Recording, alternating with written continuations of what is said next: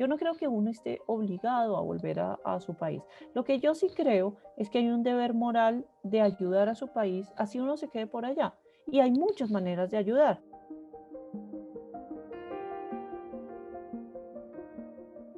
Bienvenidos a todos a la nueva edición de Radioscopio.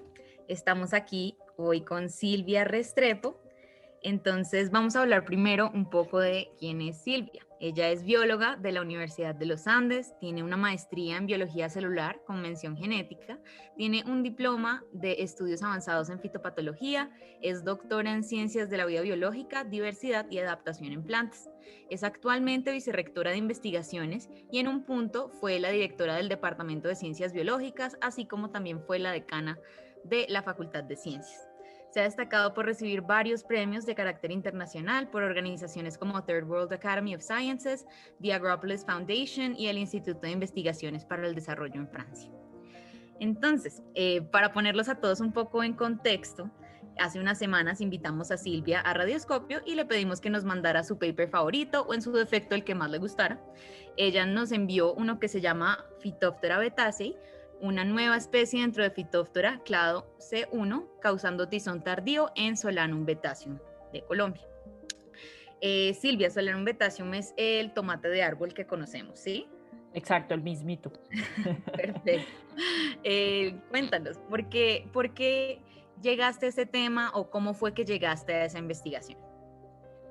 No, pues primero que todo, muchas gracias por invitarme. Es para mí un honor que ustedes siempre piensen en mí y estar acá con ustedes. Para mí es de las mejores invitaciones que puedo recibir en el año. Bueno, ¿cómo llegué ahí? Bueno, yo soy fitopatóloga, yo estudio las enfermedades de plantas. Hace mucho tiempo estudio ese género que es Phytophthora, que en griego significa devorador de plantas, porque es así, llega una plaga a un cultivo y puede devastar el cultivo en 2, 3 semanas. En papa, principalmente era donde yo lo estudiaba. Cuando llegué a Colombia, pues esta diversidad de solanáceas que tenemos, que son la familia donde está la papa y donde está el tomate de árbol, la uchuva, es una familia muy, muy grande que en Colombia usamos mucho, incluso el lulo, el tabaco también está en esa familia. O sea, hay muchas plantas y yo encontré síntomas parecidos en varias de ellas.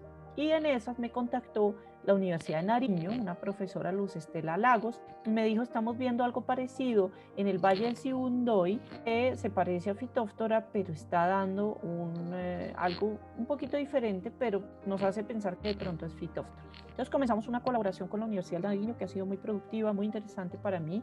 Conocer además el Valle del Sibundoy es un sueño para un biólogo ir al Valle del Sibundoy. Encontramos estos aislamientos que al final nos tomó muchos años recoger la evidencia para determinar que era. Y no nos sorprende porque pues como es un sitio de diversidad y de origen de las solanáceas, pues sus patógenos coevolucionan con estas plantas. Esa era, de hecho, una de las preguntas que teníamos. Veíamos que en el paper aparecía que las muestras se recolectaron entre 2008 y 2009, pero se publicó, fue hasta el 2020. ¿Cómo fue eso? ¿Cómo se mantienen las muestras tanto tiempo, esa dedicación? Pues esa dedicación fue, bueno, además de la dedicación fue de la tesis de doctorado de María Fernanda Mideros, que pues se dedicó a sacar adelante, ella es de Pasto, ella quería hacer algo con su región y pues fue ese doctorado que hicimos en colaboración con Nariño. Entonces las cepas se tienen que mantener, pues, se pueden mantener cada 15 días haciendo el impasse, pero pues obviamente para guardarlas por más tiempo tenemos diferentes métodos. Entonces en laboratorio tenemos algunos protocolos para poder guardar esas cepas por muchos meses y poderlas usar así después. Entonces tenemos eso. Pero como te decía, o sea, cuando uno de verdad quiere publicar algo con mucha rigurosidad científica, toma mucho tiempo. Entonces íbamos acumulando evidencia, íbamos haciendo un ensayo, nos llevaba por otro camino, después entonces surgen las discusiones con otros investigadores, entonces lleva uno su trabajo a un congreso, lo discute con otras personas que no están de acuerdo, entonces uno trata de ver qué puntos son y así se va construyendo ese conocimiento científico. Listo. Otra cosa que, digamos, nos gustaría saber es que yo veo que esta, bueno, ahora especie, antes sí estaba siendo mencionada, pero no necesariamente como una especie. ¿Cómo era eso? Es que eso, como te digo, ese crecimiento del conocimiento biológico, esto comenzó en realidad mucho antes, cuando se publicó una nueva especie en Ecuador que le pusieron el nombre de Phytophthora andina.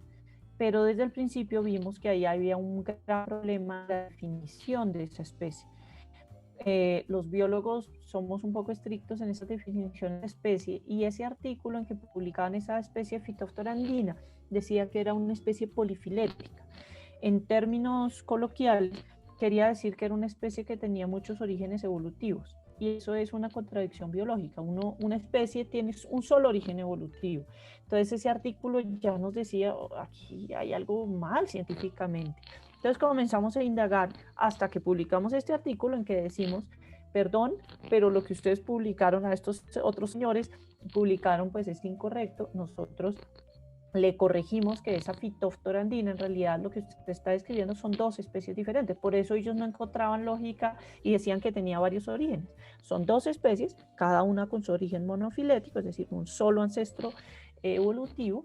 Y lo que hicimos fue reordenar ese clado, esas especies que están ahí entremezcladas en ese clado. Vale la pena notar que eso fueron unas discusiones, digamos, hoy me encuentro con esos autores y somos grandes amigos y nos tomamos una cerveza. Lo interesante es eso, que uno pueda discutir con datos a nivel académico, pero que después uno se encuentra y pueda seguir siendo el amigo del que crítico. Claro, yo te iba a preguntar también eso. Te iba a preguntar si fue difícil, digamos, llegar a ese consenso científico.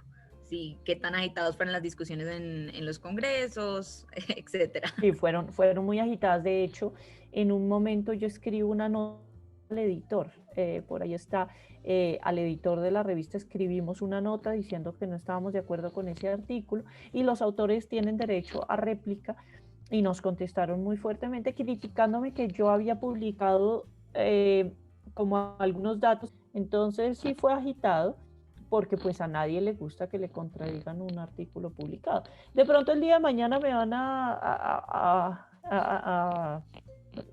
criticar el mío, pero bueno, así avanza la ciencia también. Sí, eso es lo maravilloso, ¿no? Que siempre a medida que vamos recaudando más información, podemos cambiar de opinión o de hipótesis. Y bueno, también te queríamos preguntar, en la parte de la secuenciación de todo eso, vimos que lo mandaste, si no estoy mal, a Hong Kong.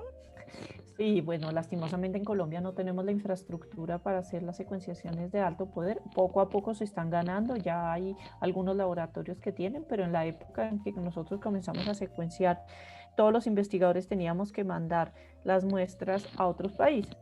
Y China ofrecía, y su filial en Hong Kong, yo creo que yo no me acuerdo cuándo Hong Kong volvió a ser China, pero en ese momento no sé si era China o no, bueno, Hong Kong y China, mandábamos mucho a Corea, a China, donde los precios eran realmente buenos, que podíamos con nuestros proyecticos desde Colombia pagar esas secuenciaciones. ¿Cuánto cuesta? ¿Te acuerdas? ¿Cuánto costó? En esa época me costó como unos 10.000 o 15.000 dólares. Hoy en día ya, en estos días me van a secuenciar en otro genoma que estoy estudiando, que es de la Piangua, un bivalvo del Pacífico. Ya me están cobrando solo 5.000 dólares con una secuenciación de mucha más alta calidad. Los precios bajan mucho, pero en esa época sí nos costó relativamente bastante proporcional al proyecto que tenía. Claro, ¿y cómo recaudaron todo ese dinero? Fue entre Bueno, ustedes y escribiendo proyectos con colegas, con la ayuda, por eso se demoró tanto la investigación y se demora tanto en Colombia, porque pues los proyectos no alcanzan para mucho. Claro, me imagino. Y en este momento, entonces, ¿crees que sí ha cambiado la forma de acceder, digamos, a esos mecanismos? O sea, en parte, ¿crees que es más fácil hacer ciencia ahora? Digamos que Colombia está adquiriendo un poquito la tecnología, no como quisiéramos ni a la tasa, a la velocidad que quisiéramos, pero está. Lo que sigue siendo muy difícil, pues, es el acceso a financiación. Colombia le dedica muy poquito de su Producto Interno Bruto a la financiación de la investigación y pues entonces teníamos recursos, pues uno aplica recursos internacionales, pero no sé si vieron en esta semana, Inglaterra cortó en 120 millones su financiación de la ciencia y eso nos afectó directamente a los Andes, con los cuales, porque tenemos muchos proyectos con el Reino Unido que ya nos cancelaron, ya nos llegaron las cartas diciendo que ni siquiera las fases que están en camino las podemos terminar. Ay, qué lástima. Y más que son proyectos, pues, que al fin y al cabo son hechos con mucho esfuerzo, que como Sí, vemos toma tiempo. mucho trabajo. Qué mal. Pero bueno, también mirando el lado positivo, digamos, para mí, creciendo como una mujer, bueno, una niña, sin ver a científicas en las cuales yo podía, digamos, aspirar a ser, era muy difícil. Yo creo que lo positivo que hay hoy en día es que hay, digamos, mujeres como tú, que dan ejemplo de que sí pueden haber científicas colombianas, digamos, a la cabeza de proyectos grandes, que digamos, creo que no pasaba antes. ¿Tú cómo ves eso? Sí, cada vez hay más ejemplos. Digamos que una ventanita de oportunidad en donde se abrieron bastantes trabajos en Colombia. Hubo una convocatoria muy grande, ustedes eran muy chiquitos, pero hubo una convocatoria, por ejemplo, en la Universidad Nacional que se llamaba convocatoria, creo que era que, no me acuerdo, pero creo que era 2030 o algo así, con la idea de que paulatinamente se iban a contratar muchas personas para tener una masa crítica de doctores en la Universidad Nacional muy grande. En los Andes también tuvimos una ventana donde se abrieron varias posibilidades y ahí regresaron varios científicos. eh, yo regresé en esa ola también a los Andes y ahí ya había una masa crítica de mujeres más importante. Entonces ya en Colombia hay ese grupo de científicas que hay en Colombia o por fuera. Pues la semana pasada con todo lo del Marte, descubrimos una científica, Diana Trujillo, que estuvo a la cabeza, que ayer el presidente le entregó la orden de Boyacá. Y hay muchas otras que están por fuera, pero cada vez ahí tiene razón más esos role models, esos modelos a seguir que uno diga cómo lo puedo hacer. Digamos que biología no es como tan exótico, pero ver, por ejemplo, matemáticas, físicas, que cada vez hay más en el departamento de física, por ejemplo, de mujeres, es interesante porque esos son los que lastimosamente en Colombia tenemos ese prejuicio de que son trabajos de hombres, que tenemos que ir acabando todos esos prejuicios muy rápidamente. Y ahondando un poco en esa ola, digamos, yo sé que antes la representación, digamos, no era mucha, pero veo que publicaste tu primer artículo científico, bueno, al menos el que yo encontré, en 1997. En, Muy bien, ese es. vamos, quería preguntarte cómo, bueno, y esa investigación, ¿cómo llegaste ahí? Además, pues hace tiempo ya. Para ti hace tiempo, para mí No había hace nacido. ayer. Sí, en el 97. Mi primera publicación, eso fue la primera publicación en mi tesis de doctorado. Ese fue un proyecto, yo hice mi posgrado en Francia, yo estudié en el Liceo Francés, entonces tenía como esa facilidad de irme a Francia después de estudiar biología aquí en los Andes. Entonces allá conocí a una investigadora, Valérie Verdier, que tenía un proyecto. Cuando yo estaba estudiando allá me dijo, mire, tengo un proyecto financiado que para estudiar una enfermedad de la yuca en Colombia. Entonces usted va a tener que estar viajando entre Francia y Colombia, pero básicamente el trabajo de campo todo en Colombia porque pues la yuca no se da muy bien en Francia. Entonces ahí fue cuando llegué a ese proyecto y ella llegó a trabajar al Centro de Agricultura Tropical en Cali, en Palmira, y ahí me instalé yo por muchos años. De hecho, después me quedé trabajando un tiempo ahí en Cali. Y ahí llegué a esa enfermedad, pues y a ese proyecto con esa enfermedad de la yuca, y ese primer artículo describe las poblaciones de esa bacteria en Colombia para comenzar a entender cómo era esa bacteria en el país. Increíble. Y bueno, qué lástima que no sé de la yuca. No tienen el placer. Bueno, pero gracias a eso pude regresar al país y hacer mi proyecto de doctorado en Colombia, que fue también muy importante para mí. Sí, es cierto. ¿Y cómo, digamos, en qué momento decidiste que te ibas a ir a Francia? Porque sé que estuviste en Francia también cierto tiempo. No, pues eso creo que era claro para mí. Eh, yo, yo pues quería hacer la maestría de doctorado, pues cuando uno estudia biología pues tiene esos caminos y tiene que escoger, y yo escogí el camino de ser investigadora. Eh, Nos va a quedar en el podcast, pero el camión del postobón no sé qué está haciendo y pasa para un lado y pasa para el otro, pero bueno. Yo escogí ser investigadora, entonces hacer la maestría del doctorado, como te decía, pues como venía del liceo francés, venía el bachillerato francés, para mí era muy fácil entrar a una universidad francesa. Es más difícil para mí, pues era el camino más difícil, era hacer ese recorrido de TOEFL, GRE, etcétera, cuando tenía las puertas abiertas en Francia a muy buenas universidades.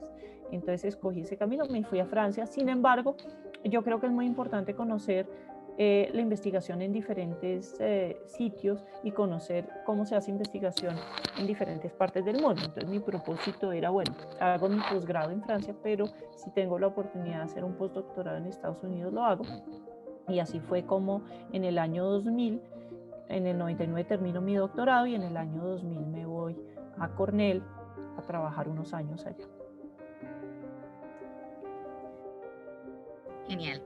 Yo te quería preguntar también, bueno, sé que has estado, digamos, en varias partes del mundo, que pues asumo también que es tu trabajo, ¿no? Pero ¿qué más te pega, digamos, a Colombia, la investigación en Colombia como tal?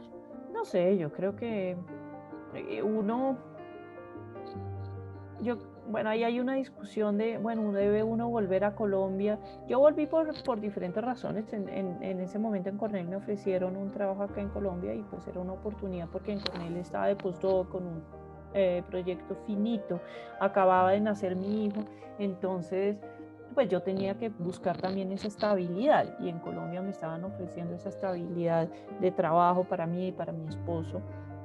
Entonces fue una decisión en ese momento. Pero para entrar en esta discusión, yo no creo que uno esté obligado a volver a su país.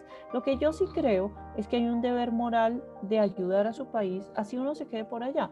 Y hay muchas maneras de ayudar. Mis egresados, por ejemplo, que ahora son profesores en North Carolina State o en University of North Carolina, tengo otros en Arkansas, tengo otros en California. Ellos me ayudan mucho, por ejemplo, a recibir estudiantes en las pasantías de verano. Pagándoles incluso su estadía y todo. Entonces, hay muchas maneras de uno abrir camino y ayudar a Colombia sin necesidad de volver. Digamos que yo volví, tenía mis razones, muchos de mis compañeros de colegio, universidad volvieron, unos para trabajar en universidades, otros para trabajar en ONGs, tristemente. Pues quería recordar a Juana Perea, que estudió en el Liceo Francés, la mataron hace poco, que era líder ambiental. Entonces, algunos queremos volver por diferentes razones. Ella, por ejemplo, quería luchar por el ambientalismo.